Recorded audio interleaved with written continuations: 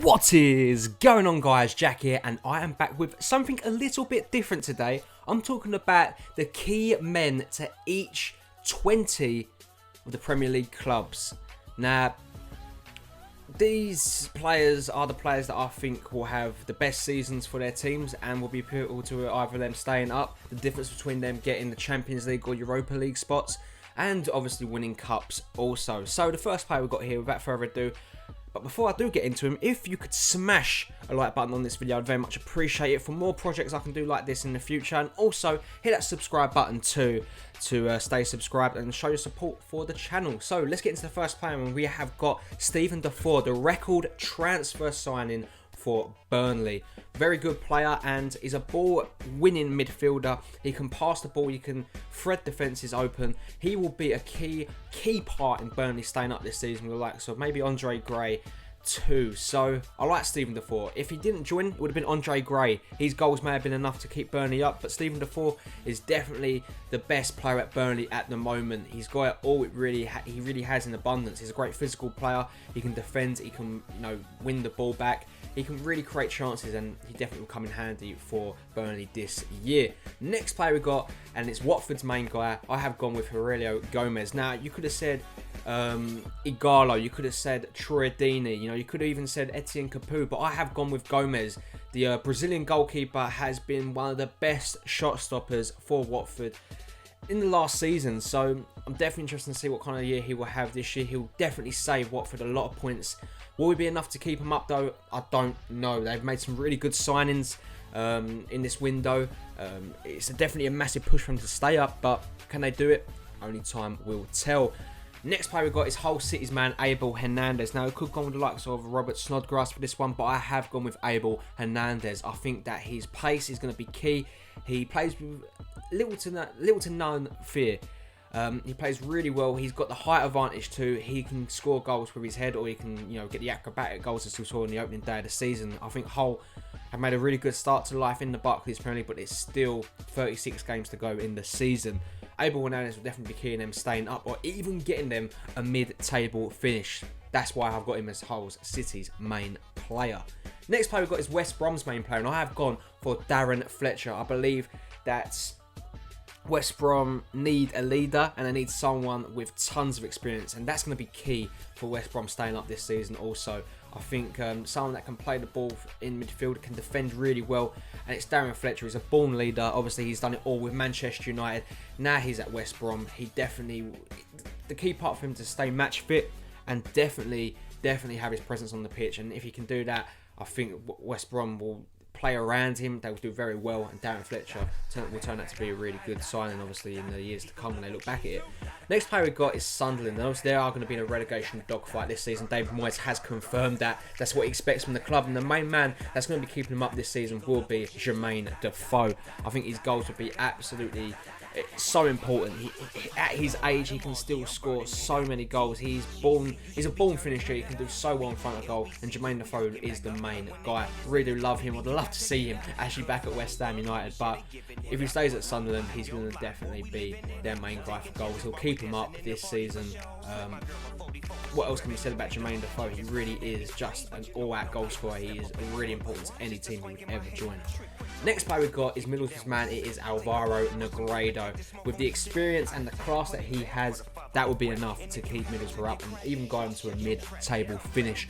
Really do enjoy watching Middlesbrough play at the moment. Obviously, 4 points in their opening 2 games is not bad going at all. Negredo has been at the heart of the first game, and his presence is enough to put any team off. He really is a really good striker, and it's turned out to be a really good move for him to Middlesbrough.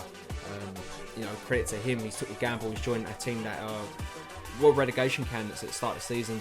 Still could be. There's still a lot to go, like I said, in this season, but he's done really well at the moment with Middlesbrough. And obviously, Victor Valls is there too. He could definitely be a key player for him. Next player we've got is Bournemouth's Callum Wilson. Now, Harry Arter could be up here, Boric in net could be, even Max Gradle this season.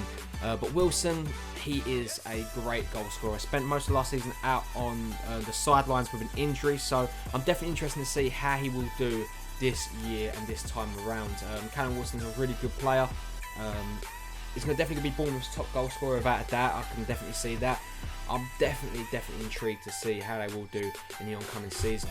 Next player we've got is Lucas Fabianski. Now, Swansea are going to have a difficult season, I feel, in the Barclays Premier League, and they're going to be facing a lot of shots coming at them. And Fabianski has proved time and time again he can make them saves. I definitely think he will be the difference between them getting some points and losing some games this season, with some great saves from him. Watch this space. Lucas Fabianski will definitely be their go-to player. I definitely feel that. Obviously, they're going to have players that's going to score goals, but what may be more important for Swansea, you're getting a lower mid-table finish, or maybe even a mid-table finish, will definitely be Lucas Fabianski, in my opinion. Next player we've got is Christian Benteke. Palace was shouting out for a striker, and they've got their man in the form of £32 million rated Christian Benteke. A player that, when he plays for the lower league teams, does really well. If you feed him, you give him the supply he wants. He's a player that attacks the ball from crosses. He gets the goals. Christian Benteke will need this at Crystal Palace if he wants to be their main guy. He's highlighted as their main guy at the moment, but Johan Kabaya could definitely be their go-to guy also. Or even Scott Dan is definitely pivotal in them keeping clean sheets and also defending some goals. But Christian Benteke I've got as their number one player. I think he's going to get goals. I think he definitely is one to watch, and I'll be definitely interested to see how he does do this season. Next player we got is Manchester United's very own Zlatan Ibrahimovic. What a man, what a guy. He is arguably Manchester United's most important player this season. You know, you could argue Paul Pogba, Mkhitaryan, Rooney for the likes of things. You know, he's definitely showed up really well. David De Gea, but I've gone with Zlatan. The man has such an aura about him. He has got such great confidence, and he just seemed to transform. It's either Jose Mourinho, and I think Zlatan's helped a massive lot, man, too. He's just come into this side. He's given this Manchester United team belief. He's got some important goals. He definitely is an incredible talent. I believe he's got 3 goals in his opening 2 games. He's making the Premier League look very easy at the moment, when many people did doubt the Zlatan. So what a great signing he's turned out to be, and he's their main guy. City's main guy has been the same case for the last couple of seasons. It's Sergio Agüero. Usually, most people's safe bet to become the Barclays Premier League top goal scorer. He's a dream team, you know, you must have him in your side. Sergio Agüero is definitely City's main guy. He's so important to him. He gets goals. He shows up. He's an individual talent, and now he is getting the supply from the wide men that he's looking for. And the likes of Iheanacho too, coming through the ranks and linking up together. He's definitely their main guy. Next player we've got is Chelsea's main guy, and it will come in the form this season of Eden Hazard. Now, I did nearly put N'Golo Kante in, but I think Hazard has just transformed himself this season. What it seems so, as much as it's gone on this season so far. I really do like Eden Hazard. I think he's going to do so well under Antonio Conte. I think he's going to get a lot of assists this year. He's a great individual talent. He attacks the teams. He gets penalties. He's going to definitely be the difference between Chelsea winning games with his decision making. They better hope that he keeps us up for the whole season. We don't see flashes of him last season. So Eden Hazard, definitely one player to watch, and he could definitely usher in a great new era for Chelsea Football Club. Next player we've got is Arsenal's main guy. Now, I could have gone for Alexis Sanchez, Mesut Ozil, Granit Xhaka, Aaron Ramsey, Laurent Koscielny, but I've gone for Petr Cech, and it's simple as this.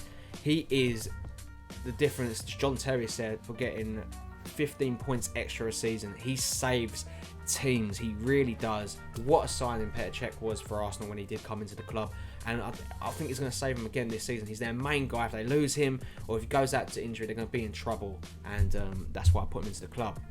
Everton's main guy, Romelu Lukaku, my word. Him signing and staying at the club is such great news for Everton. It really, really is. Obviously, I am recording this a couple of days before any news has come out. At the moment, it looks like Lukaku's staying, but that could drastically change before the window closes. But he's definitely been their main guy. He gets goals. If he leaves, who are they going to look for goals? I don't know. I really don't. No one has the presence of Lukaku in the league, I don't think.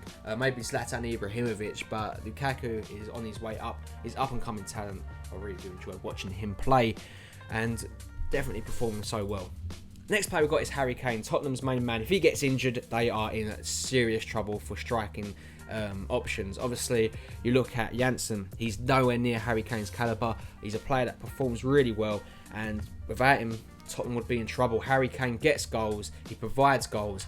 Dele Alli, you could also argue, could be on this list. Eric Dyer, even Hugo Lloris, or even Toby Alderweireld, but Harry Kane for me is the main guy. You lose Harry Kane, you lose your attack.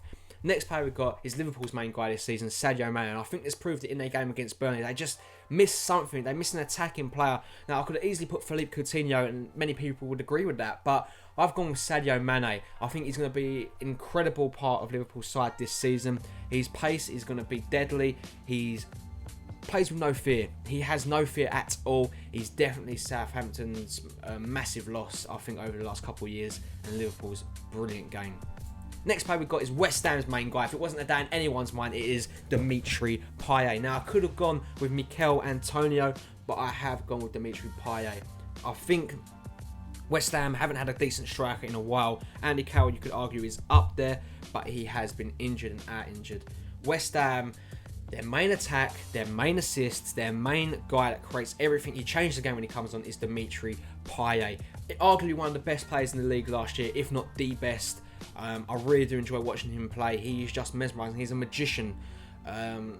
What a player he is on the pitch. He really does perform so well.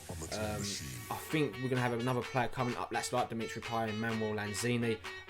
He's got a great mentor if that is the case. Next player we've got is Leicester's main guy. You could have gone for Jamie Vardy, but I've gone for Riyad Mahrez. If he hits the heights he hit last season, without that, he will be the main guy. He won the Player of the Year last year, and why wouldn't he be for Leicester this season too? Leicester have had a difficult start to life back in the Barclays Premier League as the champions, but I think Riyad Mahrez will come up good, and hopefully he stays at Leicester City. Next player we've got is Southampton's main guy. I have gone with Shane Long. Obviously, losing Pella was a massive loss to them. They've lost some big players, but I think Shane Long is definitely their main guy now for getting goals. Correct me if I'm wrong, they've lost Victor Wanyama, Sadio Mane, amongst other players. So Shane Long there, he's going to get the goals. He always loves to score a goal in the Barclays Premier League, and he's definitely going to prove to be a massive signing, or it'll feel like a massive signing. It'll definitely prove to be a massive player, shall I say.